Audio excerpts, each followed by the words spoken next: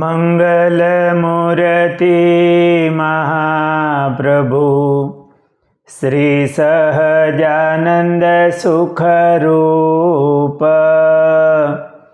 ભક્તિ ધર્મ સુત શ્રી હરિ સમરું સદાય અનુપ.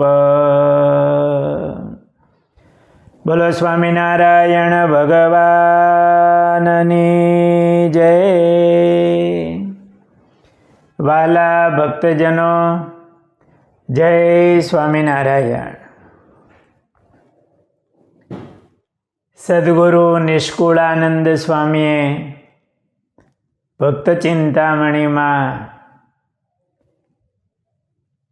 મહારાજની સેવામાં રહેલા સાંખ્યયોગી ભક્તોના નામ લખતા મૂળજી બ્રહ્મચારી જેરામ બ્રહ્મચારીના નામ લખ્યા. એમના જીવન પ્રસંગોનું આપણે શ્રવણ કર્યું. આગળ નામ લખતા સ્વામી કહે છે, એહ આદિક બીજા જે ઘણા સદા પાર્ષદ પ્રભુતણા દીનાનાથ પ્રાગજી પુરાણી જેની સુધા સમાન છે વાણી રહે હરિ પાસે હંમેશા જેના મનમાં મોહન લેશ એવા બહુ રહે હરિ પાસ થઈ ચરણ કમળના દાસ. દીનાનાથ ભટ્ટ એમનું નામ નિષ્કુળાનંદ સ્વામીએ લખ્યું. જે મહારાજની પાસે રહેતા અને ખૂબ મહારાજમાં પ્રીતિવાળા હતા. એ દીનાનાથ ભટ્ટ એમનો પરિચય, એ દીનાનાથ ભટ્ટ ભરૂચ જિલ્લાના જંબુસર તાલુકામાં આવેલ આમોદ ગામના હતા. આમોદ ગામ પ્રસાદીનું છે. શ્રીજી મહારાજ એ ગામમાં પધારેલા છે. આ આમોદ ગામમાં વિશ્વનાથ ભટ્ટ ખૂબ વિદ્વાન બ્રાહ્મણ એ ગામમાં રહેતા. આ વિશ્વનાથ ભટ્ટ ખૂબ પવિત્ર હતા, ખૂબ વિદ્વાન હતા. લોકો એમને સાંદીપની ઋષિનો અવતાર કહેતા. એ વિશ્વનાથ ભટ્ટને ત્યાં સંવત 1882 વૈશાખ સુધી ત્રીજના દિવસે એમને ત્યાં એમના નાના દીકરાનો જન્મ થયો. એમનું નામ દીનાનાથ ભટ્ટ રાખ્યું. વિશ્વનાથ ભટ્ટને 2 દીકરા હતા. મોટા દીકરા લક્ષ્મીરામ એ મહાન ભગવાનના ભક્ત બન્યા. બીજા દીકરા દીનાનાથ ભટ્ટ એ બહુ પ્રકાંડ પંડિત બન્યા, ખૂબ વિદ્વાન થયા. આ દીનાનાથ ભટ્ટ એમના ધર્મપત્નીનું નામ લક્ષ્મીબા હતું. દીનાનાથ ભટ્ટને 3 દીકરા હતા, ગણપતરામ, રામચંદ્ર અને ગોપીનાથ. અને એક દીકરી હતા, એમનું નામ જમુના હતું. આજે પણ એ પરિવારના વારસદારો અત્યારે આમોદમાં એમના પ્રસાદીભૂત ઘરમાં હજુ રહે છે.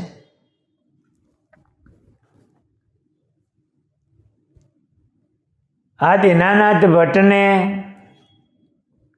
સદગુરુ મુક્તાનંદ સ્વામી વગેરે સંતો એ ગામમાં પધારેલા અને સત્સંગ થયેલો. દીનાનાથ ભટ્ટ ખૂબ વિદ્વાન હતા. એમનો બ્રાહ્મણનો વેશ, ગોઠણ સુધી લાંબુ અંગરખું પહેરતા, માથે ગુજરાતી પાઘ, ભાલમાં તિલક, ગળામાં રુદ્રાક્ષની માળા ધારણ કરતા.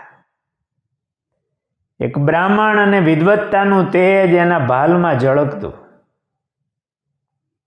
એ દીનાનાથ ભટ્ટ એમને ભાગવતજીના 18,000 શ્લોક કંઠસ્થ હતા. કેવી એમની બુદ્ધિ હશે! આપણે 2 શ્લોક કંઠે રાખવા હોય તો એ ઘણી તકલીફ પડે. 18,000 શ્લોક ભાગવતજીના કંઠસ્થ. ભાગવતજીના શ્લોકો એ અઘરા હોય,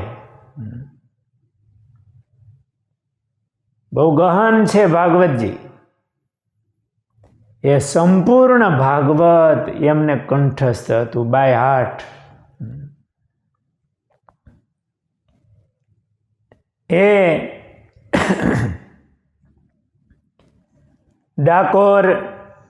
ડાકોરનાથ દ્વારકાધીશના એ ભક્ત હતા. દર પૂનમે ડાકોર દર્શન કરવા માટે જતા. એમણે ડાકોર અને ડાકોરના ઠાકોર એવા દ્વારકાધીશ એમના મહિમાના શ્લોકો, એ તીર્થ મહિમા, એમના પુરાણની રચના કરેલી. ભગવાનમાં ખૂબ પ્રીતિવાળા એ ભૂદેવ હતા. એકવાર એ દ્વારકાધીશ ભગવાનના દર્શન કરવા માટે ગયેલા. ત્યાં દ્વારકાધીશ ભગવાન એમના સાનિધ્યમાં બેસી 2 મહિના ત્યાં રોકાય અને ભાગવતજીના 7 પાઠ એમણે કરેલા. ભાગવતજી એમને કંઠસ્થ હતું. તો ભગવાનની આગળ બેસી અને 7 વાર ભાગવતની પારાયણ 2 મહિના રોકાય અને એમણે ભગવાનની આગળ કરેલી. અને દ્વારકાધીશ ભગવાને એમને પ્રત્યક્ષ દર્શન આપેલા. એમના હૃદયમાં કોઈનામાં વિદ્વત્તા હોય, પણ વિદ્વત્તાની સાથે એના હૃદયમાં કેવી ભક્તિ હશે, કેવા ભાવથી એમણે ભાગવતજીનું ગાન કર્યું હશે ભગવાનની આગળ. ભગવાને એમને પ્રત્યક્ષ દર્શન આપ્યા. આવા એક પવિત્ર ભક્ત હૃદય મહાન વિદ્વાન આ દીનાનાથ ભટ્ટ હતા.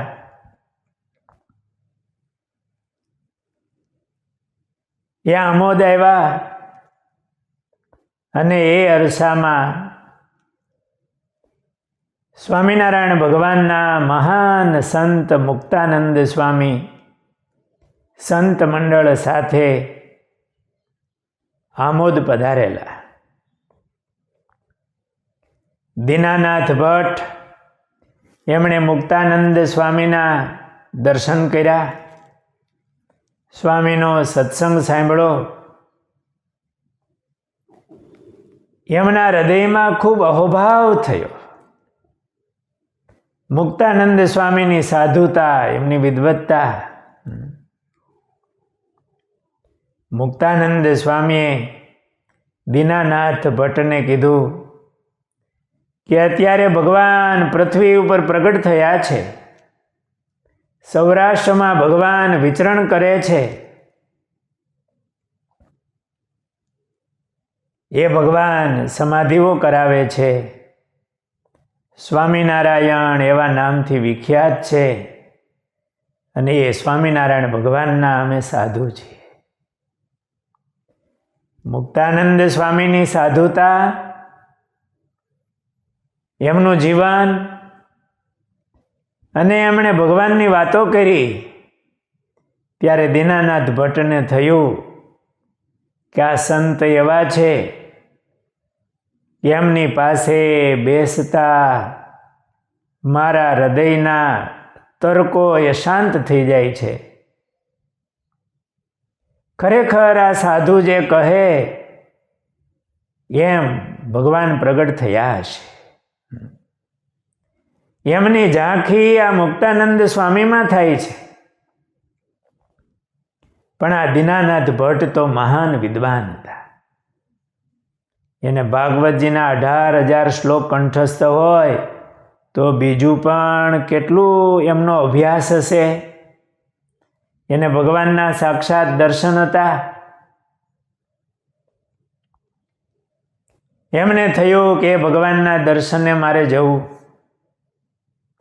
દીનાનાથ ભટ્ટ એ આમોદથી નીકળી અને સૌરાષ્ટ્રમાં સ્વામી સાથે વાત થયેલી. ભગવાન અત્યારે ગઢપુરમાં બિરાજે છે. આ દીનાનાથ ભટ્ટ ગઢપુર આવવા માટે નીકળ્યા.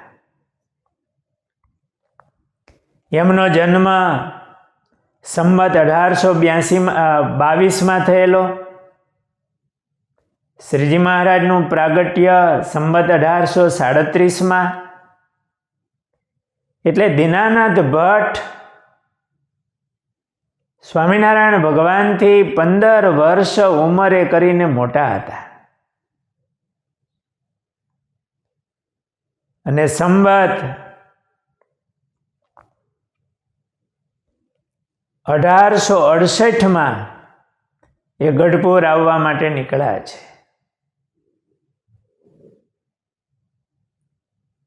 ત્યારે એમની ઉંમર 22માં જન્મ અને 68 એટલે કેટલા વર્ષ થાય?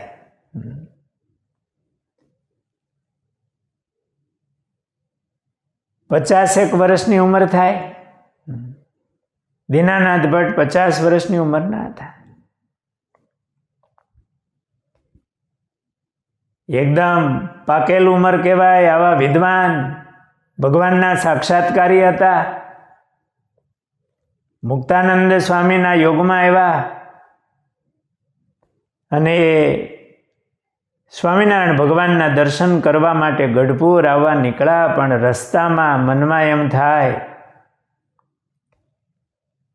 કે વેદો જેમને નેતિ નેતિ કહે છે એ ભગવાનના મહિમાને કોઈ પારને પામી શકતું નથી. અણુ અણુમાં જે વ્યાપીને રહેલા છે, જે કાળ કર્મ માયાના નિયંતા છે, એવા પરમાત્મા આ પૃથ્વી ઉપર મનુષ્ય રૂપ ધારણ કરીને આવ્યા હોય તો એ ભગવાનને ભગવાન કેમ માની લેવા? એ ભગવાન હશે કે નહીં? આવા વિદ્વાન એટલે એના હૃદયમાં સંકલ્પ સહજ થાય. એને પોતાના મનમાં સંકલ્પ કરી રાખ્યા કે હું આટલા પ્રશ્નો પૂછીશ, એ પ્રશ્નના સચોટ જવાબ આપે તો એને ભગવાન માનીશ. પોતાના મનમાં અમુક સંકલ્પો એમણે કરી રાખ્યા ને સંવત 1868માં એ ગઢપુર આવ્યા. મહારાજ ગઢપુરમાં એ દાદાના દરબારમાં વાસુદેવ નારાયણના ઓરડાની ઓસરીએ વિરાજમાન હતા. આગળના ભાગમાં થોડા સંતો ભક્તો બેઠા હશે. દીનાનાથ ભટ્ટ આવ્યા. એક બ્રાહ્મણનો વેશ, વિદ્વાન બ્રાહ્મણ. સ્વામિનારાયણ ભગવાન કોઈ ભક્ત આવે, સંત આવે તો એમને બહુ ભાવથી બોલાવતા, એમને મળતા. મહારાજે દીનાનાથ ભટ્ટને આવકારો આપ્યો. દીનાનાથ ભટ્ટે પાસે આવી પ્રણામ કર્યા, દર્શન કર્યા. દર્શન કરતા જ એના મનમાં જે તર્કો હતા ને એ શાંત થયા. એના મનમાં એવી પ્રતીતિ થઈ કે આ સ્વયં ભગવાન છે.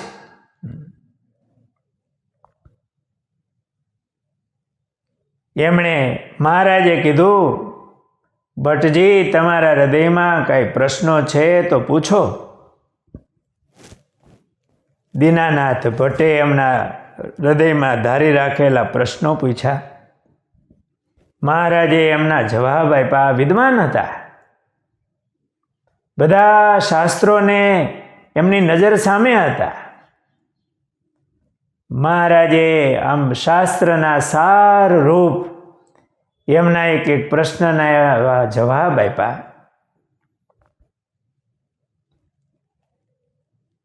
પ્રશ્નના જવાબથી નહીં, એ તો જવાબ તો સાંભળ્યા જ, પણ એ મહારાજની મૂર્તિના દર્શન, એમની વાણી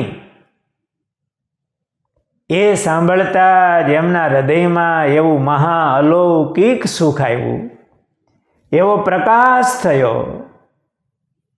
એમને આ મનુષ્ય તનધારી સહજાનંદ સ્વામીમાં પરબ્રહ્મ પરમાત્મા એમના દર્શન થયા, દિવ્ય દર્શન થયું. એકદમ અહોભાવ થયો અને દીનાનાથ ભટ્ટ મહારાજની પાસે 1 મહિનો સુધી રોકાયા છે. એ વિદ્વાન ભક્ત બ્રાહ્મણ એટલે મહારાજ એમને સીધું સામગ્રીથી સાચવતા. ને 1 મહિનો મહારાજ પાસે રોકાણા. દર્શન થતાં જ એમને નિશ્ચય થયેલો અને દીનાનાથ ભટ્ટ સ્વામિનારાયણ ભગવાનના આશ્રિત થયા. આગળના બહુ સુંદર પ્રસંગો એ દીનાનાથ ભટ્ટના છે. એમને આપણે આવતા પ્રસંગોમાં સાંભળીશું. બોલો સ્વામિનારાયણ ભગવાનની જય.